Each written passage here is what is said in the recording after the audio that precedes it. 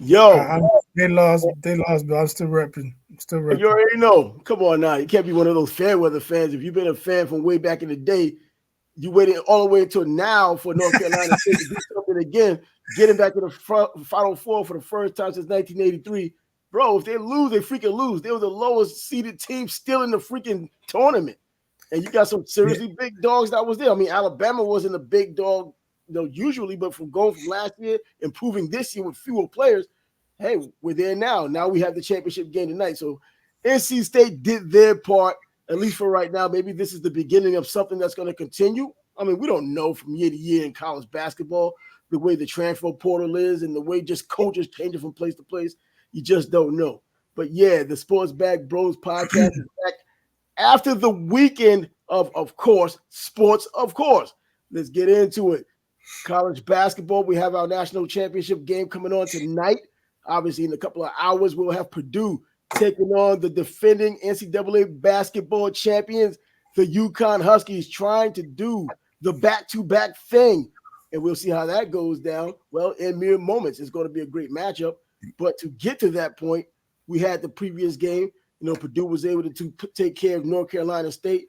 And, I think it still goes down to what you're saying about Edey. He's going to be the guy, but the guards still have to pick up the play.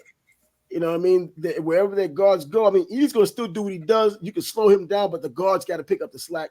They did this time around. And with UConn, it seems like they had a little bit of trouble, but the adjustments at halftime was what they needed. They ended up getting their 14-point victory as well.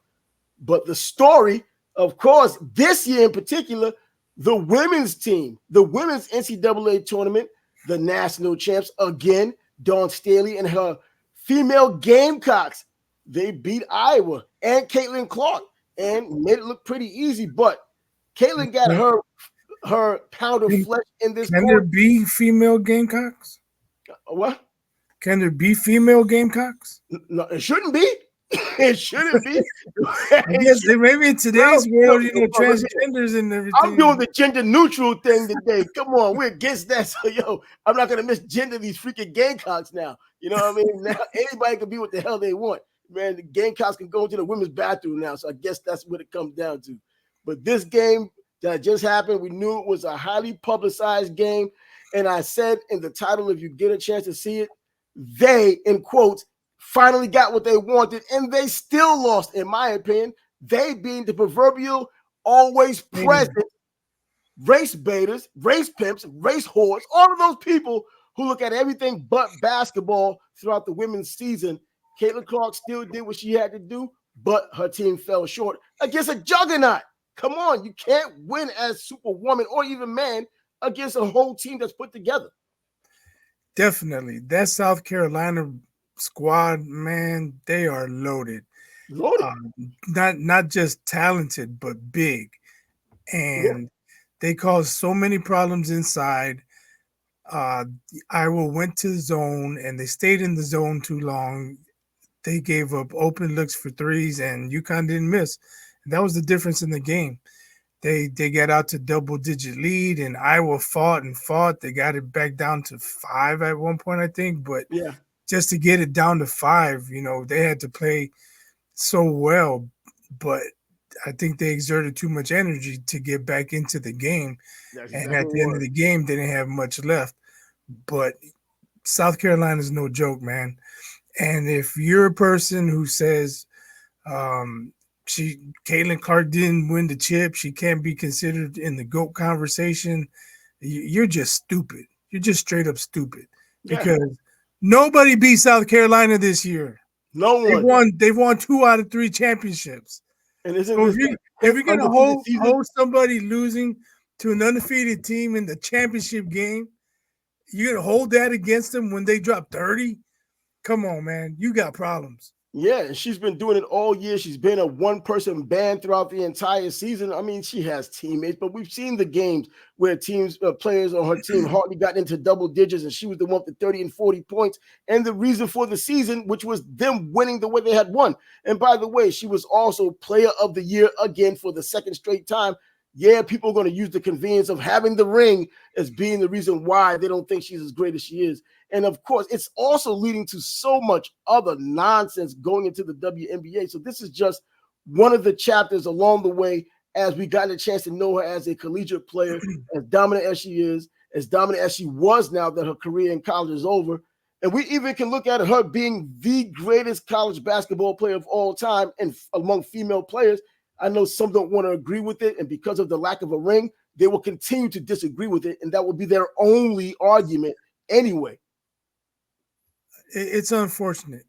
Caitlin Clark has people in their feelings, coming up with nonsense, fabricating crap, Yep. and not making sense. For instance, I saw a video, first things first. They were discussing Caitlin Clark and the GOAT conversation. Chris Broussard, who I highly respect, he's not like Skip Bayless. He's not like Stephen A. He's not like Nick Wrong, where he just says shit just for effect. He'll give it to you straight up.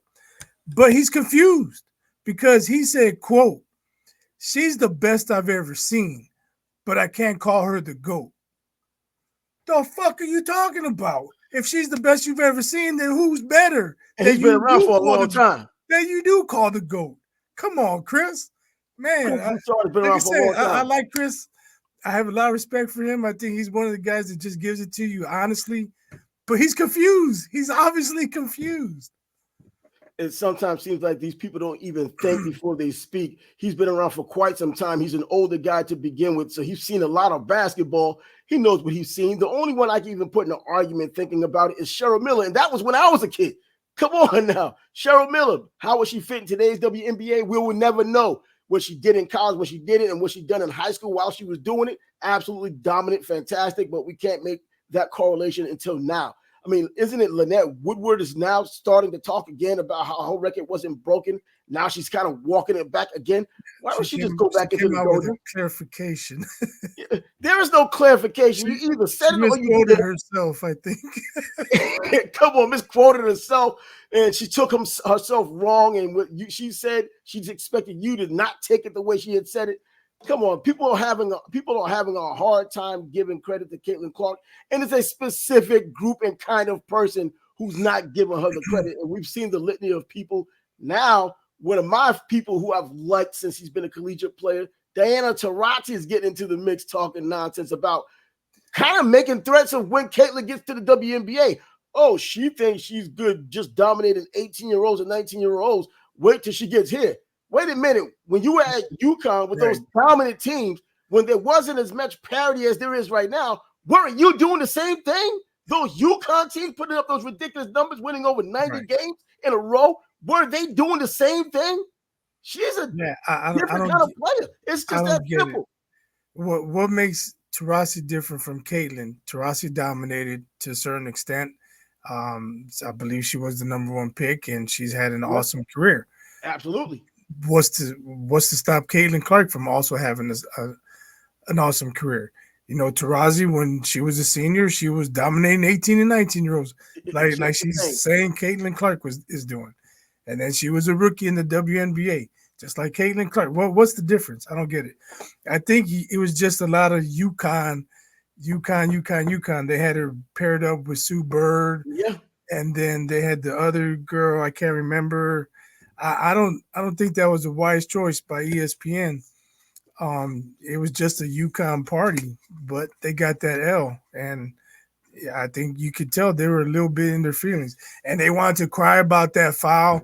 Yes, they cried about it. I don't think I would have called it in that situation, but you can't dispute that it was a foul. That chick did the electric slide to set that screen. But how about LeBron and everybody else coming out? Are they even watching that? Well, until you saw the certain angle where you can see her lower body, where you see her sliding and her legs spread eagle. That's not how you set a screen. That is not a legal screen. That's a foul. But at first look, you watch it and they show the replay. It didn't look like a foul. I was sitting at home like, wow, that's weak. That's weak. And then I got my friend texting me, "You don't like floppers, and look, she flopping." I don't know. It wasn't an egregious flop, but she did get bumped, and she sold the call a little bit. But when your legs are like this, where's the camera?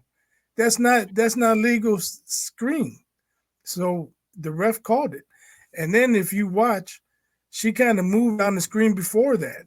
So people are saying, well, they let her get away with one, but they didn't let her get away with the second one. Whatever. You can cry that you don't like it in the last minute of the game, but you cannot cry that it's not a foul. It was a foul.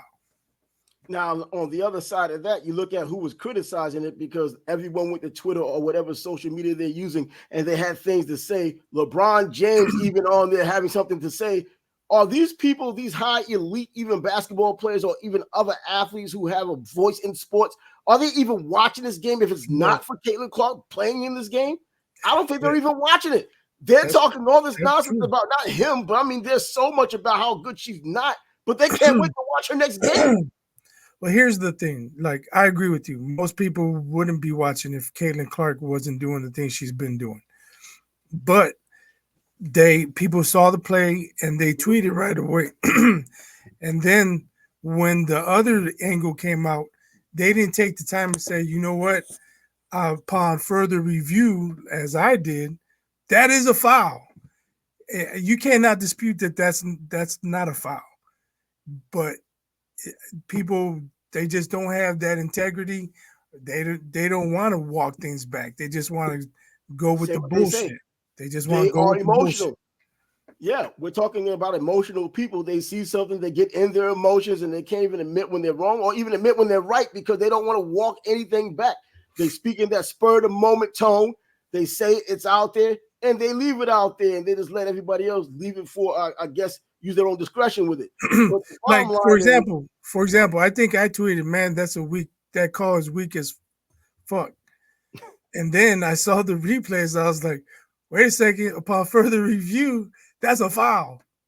Yeah, it's a foul, and it had something to do with the game. But you know what, though? The human element of a game is going to always be involved at some time or another. Even with all the technological advances and replays that you could use in sports, it's still going to happen. You still have to kind of leave it in the hands of refs in the human element, ultimately. And this is one of those things that happen.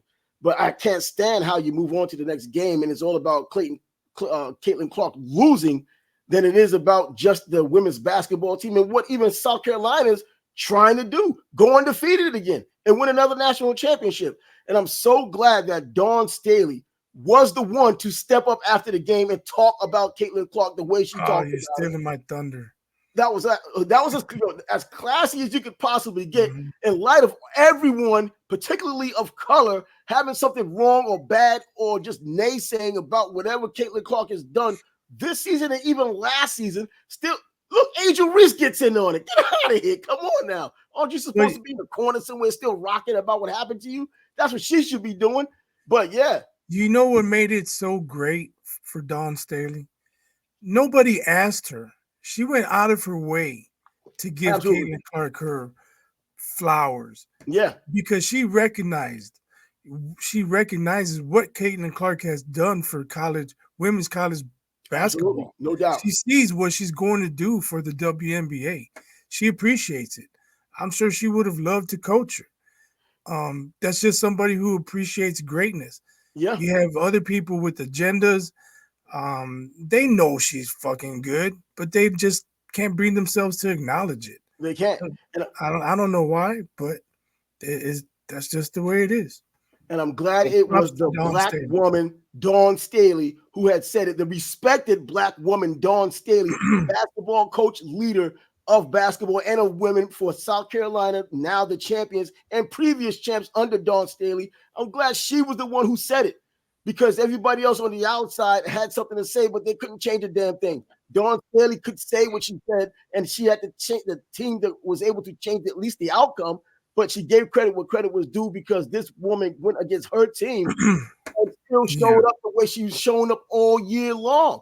And there's going to be 10 years from now, a pivotal time. If everything works out for Caitlin Clark the way it seems like it may head that way, and then the ratings in the WNBA goes up, a lot of things change, salaries go up. 10 years from now, if you ever had to think about a pivotal point in women's basketball, it will come back to the college game, not the WNBA. It will be game and Caitlin Clark moving forward. But let me ask you a quick question. We're both boxing fans. Have you ever watched a fight and one of the guys is like one of your favorites and he comes up a little bit short, he loses, and you want to hear the other guy give your guy respect. Like, man, that guy's no pushover. That was a Oh, hell of a absolutely, fight. yeah. He's a great fighter. Not the cliche Floyd. Oh, he's a great competitor. He's a great competitor, Not that bro. bullshit. I'm talking about actually giving props and respect. And when it doesn't happen, you're like, man, fuck that dude. Yeah. But well, you know what? I remember that's what listening Dawn to St. Staley Moses. did. Dawn Staley did that. Yeah. She gave flowers when she didn't have to. She wasn't asked, but she knew it was the right thing to do. So props to Dawn Staley. And then you got people coming out because she spoke on the transgender thing. I understand. She doesn't want to get canceled. It's the day before the freaking championship game. Why are they asking her questions about transgender? Because they want her to be in position to get canceled. Right. Say the And wrong you thing. can see she took a sip of her drink. She wasn't stepping into that trap. She's not getting canceled. And I'm sure those are not her honest feelings. I know she doesn't want women playing against men. We know but that. In the world we live in, she gave the PC answer and she moved on. Stupid question. She could have gotten belligerent. Don't ask me no stupid questions like that right now. We're trying to win the champ, but she didn't. She took her time with class. She answered it. Now let's move on. And people are attacking her for it. Come on, man. You got to see the real deal. It's just unbelievable how people are attacking. That's not the stage. That's not the time to ask that question. There's a time and a place. Certainly that wasn't the time. It definitely wasn't the place. I don't really think there should be any place for that type of nonsense anyway, of men decide to compete against women because they can't compete against other men competitively. And that's what they do. That's just how it turns out. Why are we even still making this a thing? This is 2024, man. This thing has never been like this before. It was just as bad in 2023. It's gotten progressively worse. We're thinking in 2025, it may be even more acceptable. But I think there are people out there now that are pushing back against this ridiculous, not even narrative. This is what's happening, this instance of what's going on, of men who want to compete against women. And you know what? To that credit, bringing the NAIA, it's not the NCAA, bringing the NAIA, they now went on record. They're not going to allow men to compete against women in women's sports anymore. So now that they've taken the first step, it's going to be up to the NCAA to do something about it. After all, I think that some of the major teams in college football in particular right now, and everything else will follow, they're talking about their own little league. So the NCAA may have to acquiesce to some real norms as time goes forward just to save face. We'll have to wait and see, man. But things are getting out of control. There's nothing physical where men should be competing against women. Nah, come on, man. I remember, they were talking about Serena Williams a couple of years ago and asking her why would she, the feminists normally ask the nonsense, or what are today's feminists? They don't really do anything for the benefit of women. They just say things tearing down men. That's pretty much what their feminism is about these days. They were asking Serena Williams years ago about going into playing against the men. And she let them know that she'd be like freaking 200, 300, 400th in the country, in the world if she had done it. And she meant said that? Yeah, she meant it. Yeah, she said it. There's a video out there of her saying it. She's like, the men are so much stronger. They serve so much harder. They do so many things differently. She said it's a completely different game. She can't compete. And she obviously doesn't have the Clarissa Shields complex. Clarissa Shields, I think she's trying to play it, I guess, both ways. She wants the bag. She still wants to be a badass in the process. And she wants all of it at once. And she's trying to call out the right person. I think Rolly, coming off of this loss, this will be a nice circus for him to join. Let him go there with her and see what happens. I mean, she asked him, she said she'll clown him anyway. So let him do it. But yeah, Clarissa Shields is just another person out there just saying things to get publicity. She's from Michigan. She's around Floyd's area, just trying to be the villain. She's done a good job at that. It just hasn't produced the results financially that she thought she would get from it, so far at least. Well, I saw she confronted Alicia Baumgartner. Oh, yeah, they got that thing going on now. Yes, so at least that's a woman. Yeah, at least that's a woman. But check this out, though. If those two got together, man, I would have to side with Clarissa Shields. I don't really on her side for anything. Over in the beginning, I used to like her, but she does a good job of making you not like her. But I can still pick her beating Baumgartner, and it's pretty relatively easy to tell you the truth. She's that good for the women's boxing game. Yeah. But but what she says is just ridiculous and it makes her look bad, but she doesn't think so. And there are actually guys out there who don't think she looks bad for saying what she's saying, but whatever. Get back to the point at hand. We have a new women's champ, which is pretty much the old women's champ, with the exception of just last season when LSU won it. And Caitlin Clark moves into the sunlight, going to be the number 1 pick overall for the WNBA draft. And we'll see how that works. But the way I've been hearing things, ticket sales are already going through the roof, I heard. Bro, another example of her being the defining moment in women's basketball, not just collegiate, but in the pros as well. Women's basketball as a whole, if she holds up, she's 6 feet tall, by the way. And going back to that Taurasi deal, Taurasi's 5'10". So she's 6 feet doing what she does. She makes the team great automatically because she dishes and she hits the three and she has the IQ through the roof. I think that's going to play a big thing. And also, I think this is going to give people a chance to realize, the WNBA isn't that great. It's just not. So if she comes in pretty damn good, she's still going to be an elite player there. If she goes in being who she is, she's going to be the best player there. Did you watch the game? I watched highlights of the game. She was being guarded, and forgive me, I don't know the girl's face, but she was being guarded with the hand in her face, like trying to block her vision. She has radar. That Dawn Staley knows she's got great court vision, so she tried to limit her vision, not just lock her up. Like, we're gonna try to stop you from seeing the floor. Great coaching. Right. And getting harassed like that, if nothing else, it's just annoying as hell.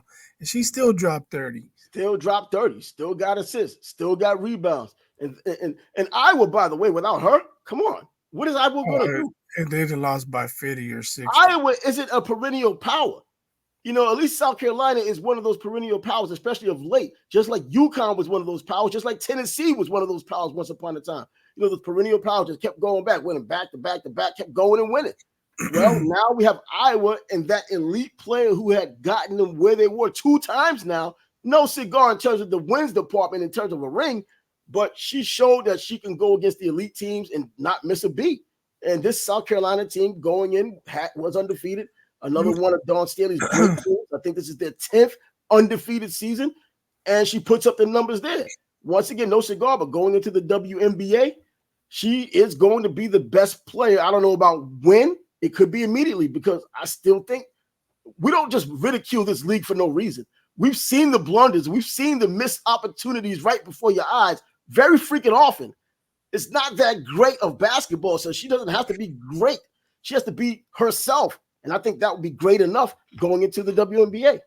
And don't forget this, when the brackets came out, most everyone said they were in the toughest region, and they had their doubts that they would even get back to the Final Four. And she took them again. They went through a gauntlet. Too bad nobody knocked out South Carolina for them. And that's the truth, man. But you know what? But South Carolina, I think when we spoke about it on last Thursday, we talked about Caitlin Clark should win in the Final Four. But I think that we also mentioned that, Dawn Staley, South Carolina team is an undefeated team. And rightfully, they were the favorites in this game, and it played out that way. But it was still. Yeah, they were missing 2 starters also. Who, South Carolina? No, Iowa. Oh, Iowa. But you know what? Would that have made a difference? Because I don't know. I'm just saying, you lose 2 starters and still go to the championship game. Go to the championship game. But you know what? Looking at this past season and the games where I mentioned earlier where Caitlin Clark had shown out and the next best player was 9 points, 11 points, you know what I mean? They won by like 3 or 4. Well, Caitlin was the reason for the season again. So even with those extra people, I wonder, does that really help as much? But is anyone a threat like her? Iowa's never been a threat like that before that I can remember, at least. I mean, I don't keep up with women's basketball that much, but we do know the perennial teams because they make themselves known by winning so often, like those UConn teams, like the Tennessee teams, and, now like the South Carolina teams that have been dominating for the past several years. Yeah, but let's move over to the men's. The men's basketball tonight. Purdue, Connecticut. Well, I mean, I'm going to take Connecticut not just because of the Big East deal, but they have a damn good team. And that goes without saying. I think I'll just go back what you said about the guards when it comes down to Purdue. they don't step up consistently enough, and that's what got them knocked out when they were hit by St. Pete's a couple years ago. I mean, Right. yeah, it's kind of never got remedied. But the one constant they have had has been Zach. It did Saturday. Oh, yeah, Saturday, bro. No, all of it. All of it worked. All of it finally worked. They finally started playing the way they should have been playing all last season instead of intermittently, they're number one, then they're not number one. They're number one, then they're not number one. Well, the game was there for NC State. They just couldn't get any shots to fall. But they were harassing Brendan Smith. I told you, I do not trust that guy. They had 2 backcourts. He had turnovers. He wasn't scoring, and they were in the game. Second half, they just couldn't knock down shots. And I think they made the same mistake Iowa made. They were giving too much attention to Edey, and they gave up open looks for threes. Jones made a few. Lawyer made a few. Gillis made a couple. And that's the difference right there. They got them. They made the shots. Whereas Purdue versus Tennessee, those guys weren't making shots. So NC State, I think they played well defensively. They showed that defense travels. Yeah, and when they put Edey in pick and rolls, they were getting free throw line jumpers. Why they didn't do it over and over and over, like I said the formula was, I don't know. These coaches outsmart themselves. Now, how about Braden Smith, though? You play 40 minutes and get 3 points as a guard, bro? I mean, what are you out there for? This is the type of thing you can't do against UConn. He was getting locked up, but at the same time, we can't really talk trash about him when NC State, Morcell, I don't think he scored. Taylor had like bad turnovers, or he's trying to go baseline, just loses it out of bounds. Diarra, I don't know if it was Ramadan. I talked about it before. Yeah. He was non-existent, and that was very discouraging. Well, and the way things turned out, yeah, you had only 2 players going in double digits, I believe, with North Carolina State, but their staple in this tournament has been defense so far. They've had one person who could kind of put them over the top because the defense played that well, but against a better team like Purdue, who had a better team across the board, I mean, an 11 seed versus a 1 seed, that's what you would expect, but it was still a scrappy outing for them. It's just that you got the result that you kind of would have expected from Vegas and anybody else who was really picking because they knew or had a real feeling of what was going to happen. But going into that game, if someone said Edey's going to have 20 and 12, you'd be thinking, oh, NC State wins. You know what? That's true. They just gave up too many open looks, and Purdue, give them credit, they knocked them down. And now with Connecticut has several players who could freaking score. You know what I mean? I think they had like 5 players that had double digits playing against Alabama. And they make the halftime adjustments. I keep saying it. I think people who know basketball know that. The halftime adjustment for college basketball is what it all comes down to. Even in the NBA, after halftime, teams don't really come out fired up. It's like the last 4 minutes of the NBA game kind of dictates what eventually happens in that NBA game if it's close. You know, but in college basketball, I mean, after halftime, if 2 teams are equally matched, you start seeing either some separation or you continue to see the competitiveness all the way down to the second, 2-minute warning, pretty much, if you want to use a football term there. But UConn just has the better overall team. If one man is down, another man can get up. And they just have multiple guys who can do that. I mean, they have a 7-2 center. They come at you in waves. Exactly. That's why I got UConn. I got UConn tonight. Edey's going to have a monster game like he had against Tennessee. What do you have, 40 and 18 or something? I don't know. Yeah, he was absolutely killed. He may not have to have so many rebounds, but he's got to score. If he has 20 and 12 against UConn, Purdue loses by double digits. Yeah, and they have their own 7-foot+ center, and Donovan Clingan. He can come. I mean, he scores as well. He gets the rebounds as well. And playing in, well, I'm not gonna. The Big Ten wasn't what it normally is in basketball this past season, but the Big East had some pretty ferocious basketball for the first time in forever. So that's why UConn is back again, and they're the odds-on favorite to win. But yeah, you now have a center who can compete, who can block shots and kind of go eye to eye, even though he's 2 inches shorter. I mean, 7-2 going in at 7-4. But I think that's what gives UConn the opportunity because they got that 3-guard set that they go out there with, and 3 guards who can score. It speeds up the game. And if you don't have the speed to match them, you're just going to get run over. And like you said, they come in waves. Yeah. So I think I'm not sure what the line is, but I don't 6.5. Is it? Yeah. That's kind of tighter than I expected. But like I said, I don't think it. I mean, UConn has been beaten. Purdue can beat them. I just don't think they will. It's going to take a monster effort from Edey, and they're going to have to shoot well from 3 again, like they did against NC State. But the perimeter defense for Connecticut has been damn good, not only in this tournament, but throughout the year. Excellent coaching. I think even though UConn has the players, this is going to be one of those coaches' games. And Hurley now is kind of making himself, in the early going, looking like another Coach K with the types of plays he's bringing in and the ways these guys are playing. He's absolutely – these guys are fast, man. He goes out there once again with those guards, 3 guards out there just running through, and then you have a 7-2 center who just gets the points as well and gets the rebounds. And then he has guards who gets rebounds. So this is – if you – look, other games I was like, if they slow down Edey, you got to rely on those guards at Purdue. But now if you slow down Edey, he has players who could run with their guards and do their own thing. This could be a blowout. It could get pretty bad. The only thing is, if UConn staff was watching the NC State game, they know you can cause Smith problems, and they might attack him. And if he's struggling, they can't get into their offense until there's like 11, 12 seconds on the clock. Yeah, and it caused major problems for Purdue's offense. He can't. And I don't think Hurley's gonna double. I wouldn't. He doesn't have to. Yeah, he may have to if Edey's dominant inside. If he has a 7-2 center of his own who can get rebounds as well. But if Edey's dominating him or gets him in foul trouble, he may have to reconsider. But I think he'll probably be patient enough and be like, you know what, you get your 2s. We're gonna get you eventually. Well, man, I still think it's gonna come down the players, obviously, but the coaching, man. I'm just thinking so highly of Hurley right now, getting this back-to-back victory, and I'm hoping that he doesn't go to the NBA. He reminds me so much of now Brad Stevens. He'll be back in 3 years. What? He'll be back to college in 3 years. Oh, once he goes to the NBA? No, yeah. But you know what? If he reminds me of Brad Stevens went up to Boston and started doing well. So well, they took him up into upper management, man. The upper office and said, you know what? You can pick players now. You've been doing so well.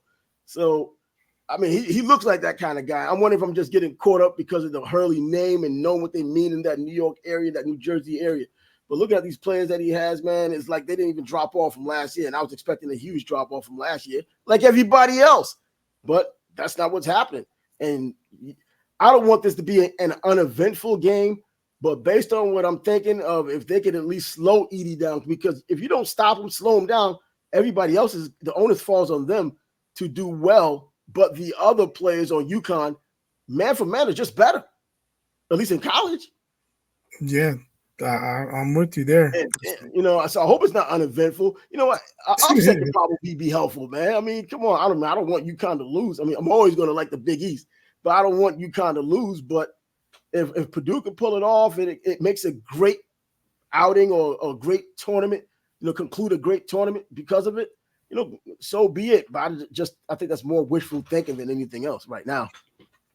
Yeah, like I said, I think it's going to take a monster effort from Edey. We'll see.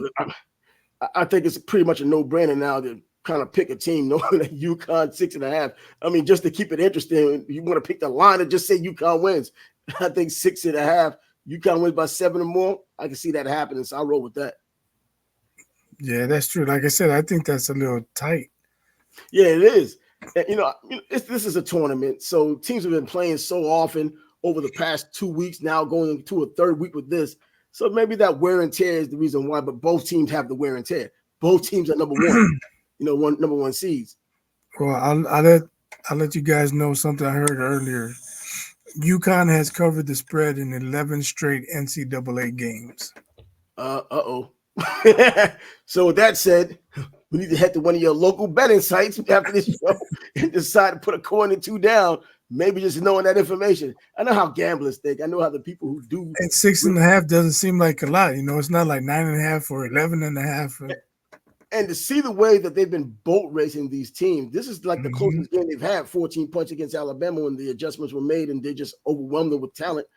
Well, I'm thinking that this could turn. They've been making those comparisons so far this season during the tournament between UConn and UNLV of 1990 or even 91 when they didn't even win, but they were just killing everybody.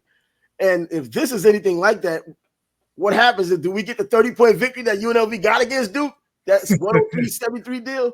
I mean, I'll take half of it. I mean, if you're talking 6.5 and I'm taking 6.5, I'll take half of that and just get my 15 and run. Come on. My first thought is something like 83-69. And that sounds reasonable. The way UConn has been playing, man, it's like in the second half, they're a completely different team. They're just defensively, which they do get credit for their defense because just what's taught up there. But then the mistakes, they stop making mistakes. It's like because coach said we needed to stop making mistakes, we no longer make mistakes. And the way basketball is played right now in college, and we've talked about it all season about the talent not being as it once was, the guys missing the most rudimentary of freaking skills in the basketball game, mid-range game, forget about it. Free throws, look at some of these free throws these guys are doing. 60-some-odd% from the free throw line.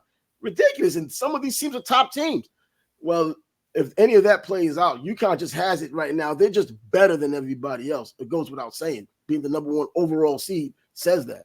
And also, well, getting there late seems like to not have been a problem. Getting to Arizona late. I told you. I guess that was just one of those little stories you throw out there to make the line move a little bit from these squares who might want to throw a coin or two down. So that leaves us with what's going on. I don't know if it affected anybody's thought process on who or how much to bet, but I didn't think it would affect them. Well, no one's Squares. Squares just bet off of who they heard last say that this might be an opportunity, so they jump in and try to move the line because a bunch of them move at one time to move a line one way or the other. Well, one way because they typically go with the team that whoever mentioned this is the opportunity or this is the way it should go, they'll jump on it. They don't really think for themselves. But now, thinking for themselves, we have the NBA. We have the Knicks beating the Bucks yesterday. 4 games left pretty much in the NBA. Bro, we're not talking down the stretch. This is the end of the stretch run. We're talking playing games soon. Yeah, you know what? Your Knicks might make a run. Without Julius Randle? Milwaukee looks like trash. Philly, they got Embiid back, but how healthy is he? If they don't get out of that 8 seed, they got to see Boston round 1. Yeah. I don't think the Knicks can beat Boston, but they might be able to get to the conference finals. Man, I hope that's the truth. But with Julius Randle out, man, and then looking at going back to what you were saying about Milwaukee, man, looking like trash. I'm thinking now they should have fired Doc before they hired him. I mean, seriously, why was he even brought in? His defense. I understand what was happening with the defense, but is it any better now? Yeah, but how much change can you bring halfway through the season? Really, how much can you affect for effort? That's what defense is most of the time. Scheme. These guys you're talking about grown men. Why should he have to motivate them? Hey, and that's the truth. You guys lost 3 in a row. You might want to give more effort tonight. But what's the difference between last year or even the year before when they were in the top 5 for defense and now when they're Drew Holiday. One player for the entire freaking team every night? When you got a stud defender at guard, it can make a difference. Yeah. And I'm not saying they should be trashed like they are, but they just we both know Damian Lillard plays almost no defense. He's the James Harden of Milwaukee now. He's not trying to play defense. When that trade went down, we talked about it. They must plan to outscore everybody. And they're not outscoring everybody. And they're doing a bad job at it. Exactly. They're not outscoring anyone. And the Knicks. You know what's crazy? I haven't even heard the name Chris Middleton since before the new year. I was just thinking about it as you were talking. Like Chris Middleton, what the hell he's been? Is he even playing? That's why I was thinking it too. That's why I brought it up. going up into the season, they was wondering if he was going to stay healthy through the season. Well, we got our answer now in freaking April. Holy crap, man! This guy's been inconsequential. I have to watch. I have to actually watch a Bucks game to see what's going on. I just see scores and like they lost to them. Come on, man. Yeah. Like I think they're probably 500 now with Doc. Yeah, matter of fact, I think the other night someone said 15 and 16. I thought it was 15 and 13 at one point last week. All right. So now if they're on a losing streak, they're probably 500 or even under. It could be. But in the event, the Timberwolves may be getting Cat back. So that's some good news there. They need him. I mean, it wasn't like they were free falling, but they can still use him. Yeah, they've been treading water, but that's a big ad. Yeah, big guy to be missing, and it's a big addition when he comes back. Yeah, man. And what about Orlando? I know you haven't watched them this year, but I guess just looking at what they've done in the past couple of years and seeing now they're back on the scene and they're not sinking like they were doing in the past. You know, I went down to the Orlando Magic game a couple of weeks ago when they played Sacramento. They lost the game, but at least there's that vibe there, even though those fair weather fans down there are ridiculous. But yeah, there's a vibe there. You can see why they got a core there, you know, Boncaro being the main dude, and you just see everybody else they got surrounding him. I mean, even off the bench now, Cole Anthony off the freaking bench. And I've always wondered, man, why they keep bringing in other guards. And, you know, you brought in Jalen Suggs out of Gonzaga. Now they got another guard they just got last season in the draft. So, like, I don't know. But right now, they're a team that looks like they're heading in the right direction. They're not there yet. They're not even close to being where the organization would want, at least at this point. But, yeah, they're a problem for teams, man. If you sleep on them, you probably lose. And I'm looking at it from your perspective. The West Coast is so damn good that Sacramento coming in and beating them doesn't mean anything for what's going on in the East for them. Yeah, to me, other than Boston, the East is wide open. I think any one of 3 or 4 teams could end up in the conference finals to face them. And that's how the Knicks creep in. You know, the Knicks creep in, and the only reason why the Sixers may have an opportunity is now that Embiid's back, and it's like he's never been away. You know, he hasn't lost a step in terms of fatigue and the way he plays his game. But the Miami Heat now, what's the deal with them? I mean, you don't hear much about them, and then you hear that they won a game. You're like, damn, wait a minute. They're still on the set. You usually don't hear much about them until the playoffs when they beat people they're not supposed to. Yeah, and they get in one of these funky things that they did last year that they allegedly didn't belong there, and they pushed Denver a little bit, you know, for a team that didn't belong there to begin with, an 8th seed. And, well, they're trying to pull it off again this year. I doubt that's going to happen because I think Boston overall is that much better than everybody else in the East so far. I don't think it'll happen. A lot more from Milwaukee.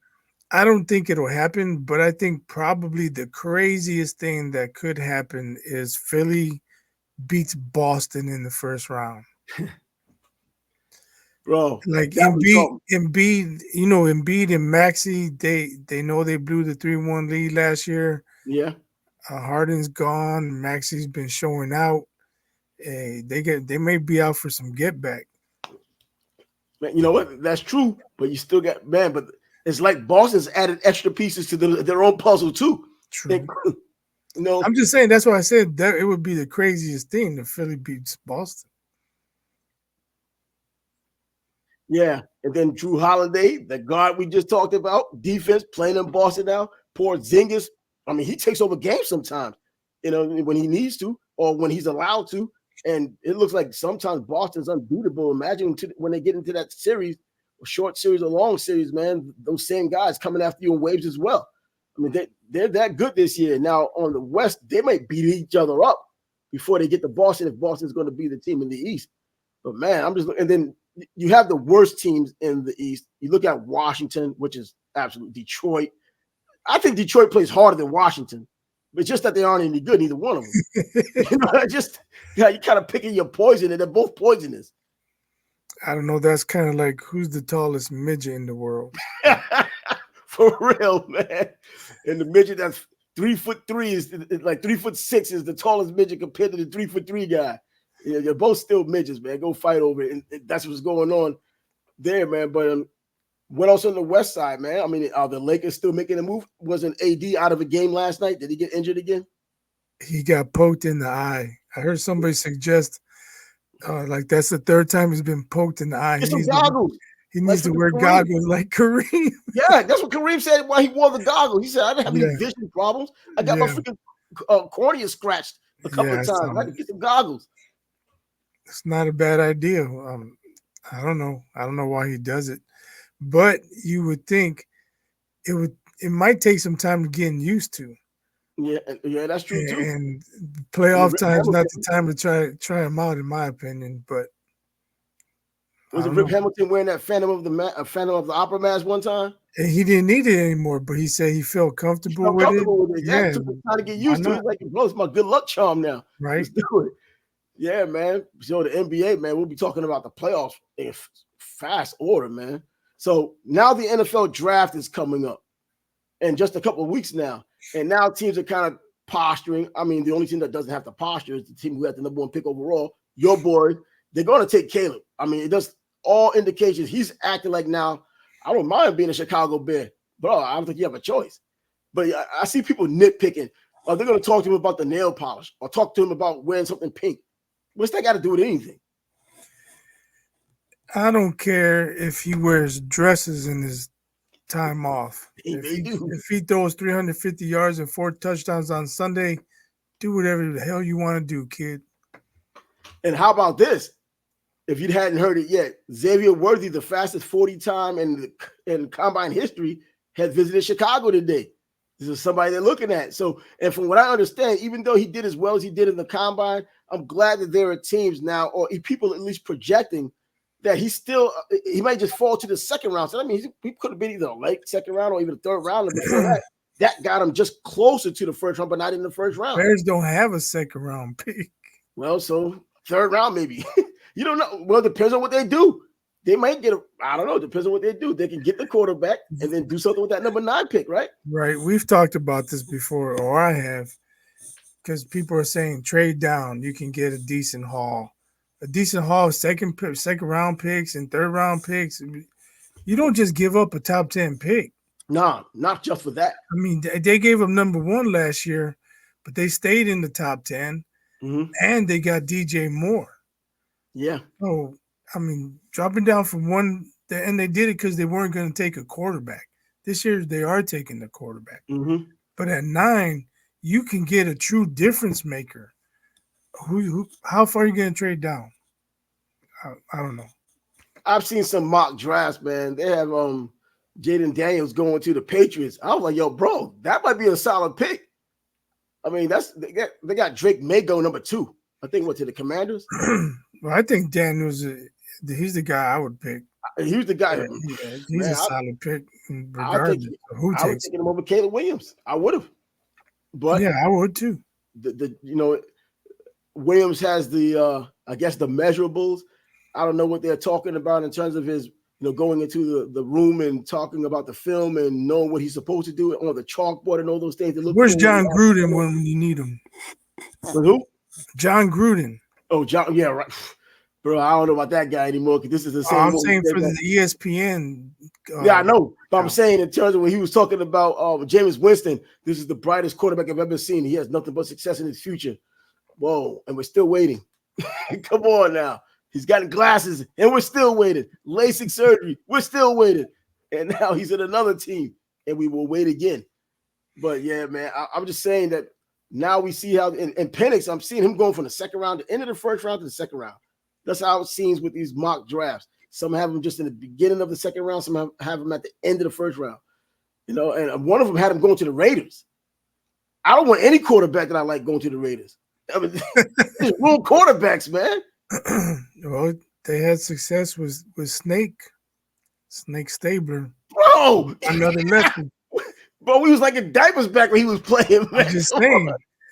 They had Marinovich too, didn't they? He didn't work out so well. Top Marinovich, bro, that dude just blame his father for that, man. I'm just saying. I think throughout their history, they've had some lefties, so Penix might make sense. Yeah, it might just make some sense, man. But man, and I can't even blame them for Jamarcus Russell. Jamarcus Russell just ruined his own career, being lazy and gaining like 1,000 pounds. But anyway, that's a draft that's coming up. We're gonna try to do a draft show for that first round, and we'll see how that works out on a live stream. Start trying to find our panel. Yeah, we need to find a panel. In addition to that, we could put a link in there and people could join us live to give us their opinions on That's what's true. going on in the draft as well. So yeah, man, it's gonna be an open forum because we're gonna need all the help we can get as these players are coming in. I mean, you can't know every player in the draft, but it's going to be fun just seeing where these players may end up. My dude in this draft, man, has to be Lat McConkey coming out of Georgia. That little Wes Walker kind of player in today's NFL, I think he's going to have a pretty productive career. He's not going to be like those other little short wide receivers. They've been just trying to make a Wes Welker for the longest, or even a Julian Edelman, who wasn't a short guy. He wasn't little at all. I mean, but anyway, he was able to do what he did, playing a quarterback at Kent State, coming in as an excellent athlete. And if you saw him at all at Kent State, you can see most times against MAC competition, he was the best athlete on the field. Couldn't throw too much worth a damn, but he completed some kind of look like halfback options for a quarterback, but he was fast as hell when he was playing. But anyway, that's what the NFL draft is producing. And have you gotten a chance yet to watch any baseball or even hear about what's going on? I know your boys aren't doing the way you want them to do, but man, there's some really bad teams in Major League Baseball right now. Oakland's terrible. The Marlins just got their first win yesterday. They're awful. Damn, just the first one. I was flipping channels yesterday, and I saw they were interviewing Yordan Alvarez. He hit a 3-run home run. All right. That's about all the baseball I saw over the weekend. Our boy Luis Arias, man. Yeah, finally. This dude was bad like 125 at one point. Went 4 for 5 yesterday. So he's probably getting out of his little 200 now. Yeah, his little slump, man. He got out of his little slump, so he's doing some things. I told you it's the first week, man. Yeah, it is. Bro, I'm just trying to get what I can get out of this baseball because I'm glad freaking baseball is back. I'm still surprised as hell how well the Yankees are playing right now. Garrett Cole's going to be out for like forever. He might not even come back this season for all we know. I mean, they got him on a 60-day IR. And so I don't know, man. But in any event, I mean, it's just nice that baseball is back. The freaking Braves are still killing people. The Dodgers, I expect to do a little bit more killing of people. They haven't done it the way I expected, but they're still winning. And the Mets finally getting wins. So, yeah, and Ellie De La Cruz starting to pick it up. He's stealing bases now this early in the season. He's been caught once, but he's stealing bases, though. That's a lost art in baseball. Yeah, let's get this title game out of the way, and then I can watch some baseball. Yeah, that's true. I went to some minor league baseball here in Jacksonville. I'll go to a couple more games. The affiliate for the Marlins that just got their first win. So what the hell am I watching? I'm going to watch the opposing team. The Atlanta Braves had their opposing team come at the game I went to. But so that's what's going on in baseball so far.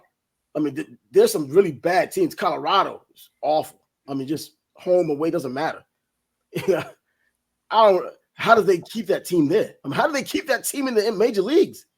I mean, there's money to be made. People are going to be those fans, man. But man, the days of Todd Helton have been gone. He's in the Hall of Fame.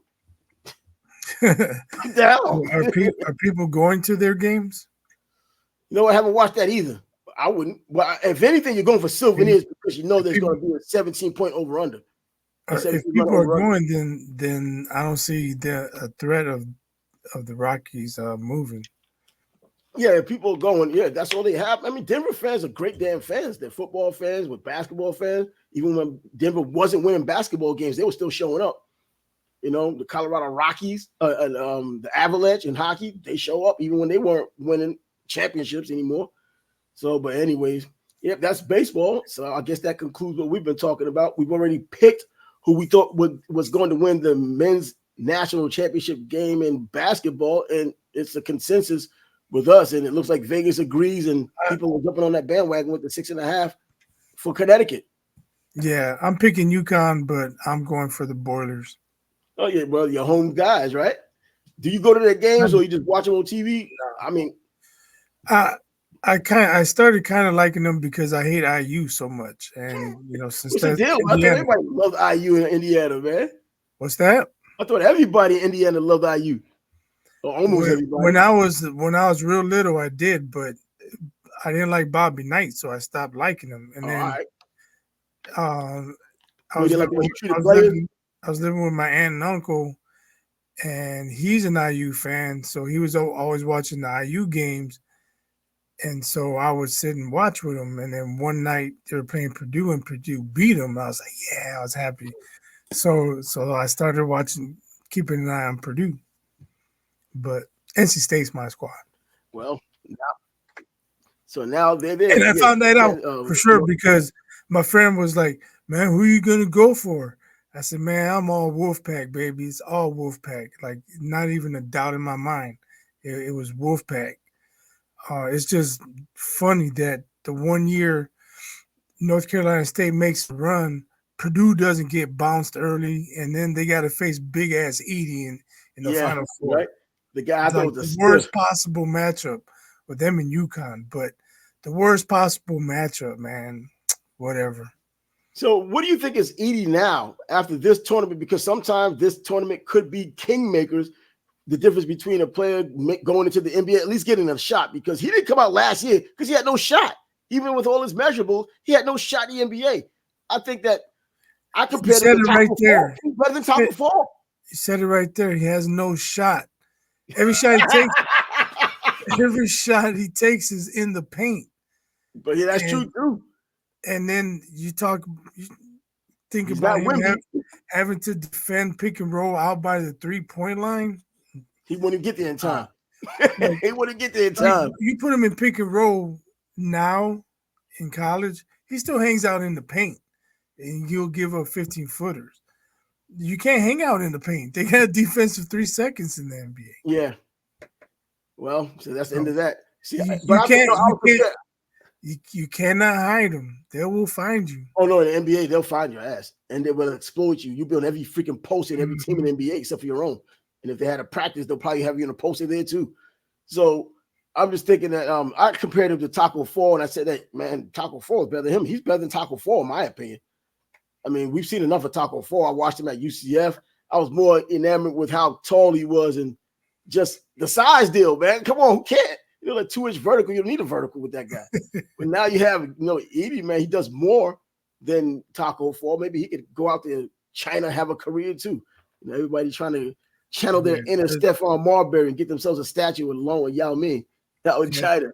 The one thing about Edey, like I didn't even see it before until they interviewed him after the Tennessee game. He got it inside, man. He has it inside. He wasn't the most talented when he got to Purdue as a freshman. He's willing to bang around. And he's improved. He's worked on his game. He's developed a soft touch within the paint. You don't see him shooting no 15-footers. Nah. Though he's a decent free throw shooter. But he's got to drive, man. When you saw that interview, and he's like, "We're fucking winners."